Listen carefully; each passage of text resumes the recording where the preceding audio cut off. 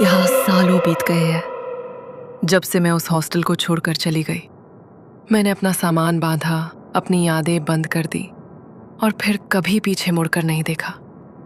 लेकिन कमला 314 वो आज भी मुझे ढूंढ लेता है, मेरे सपनों में, खामोशी में, उन शांत पलों में जब मैं सोचती हूँ कि मैंने सब भुला दिया है। उस समय वो दरवाज़ा हमेशा बंद रहता था। हमसे कहा गया था कि सवाल मत करना, और हमने नहीं किया, क्योंकि कुछ दरवाजे बंद ही रहने चाहिए। कहा जाता था कि वो उसका कमरा था, वो लड़की जो ब्लड डोनेशन कैंप के दौरान मरी थी। उसे आखिरी बार छत पर अकेले बैठे देखा गया था। कहा गया वो बेहोश हो गई, कहा गया वो गिर गई, कहा गया उसकी मौत हो गई। लेकिन असल में किसी को कुछ नहीं पता था। उसके बाद कोई उस कमरे में नहीं रहा।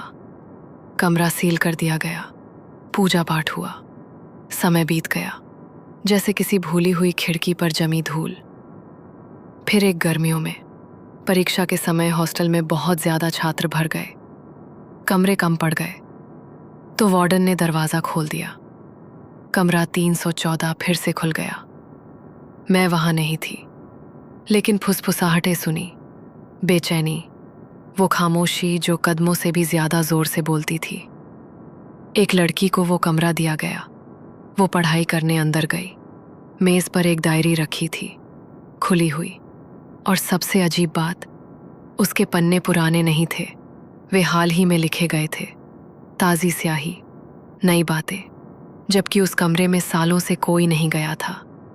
और वो लिखावट वही थी जो उस मर चुकी लड़की की थी।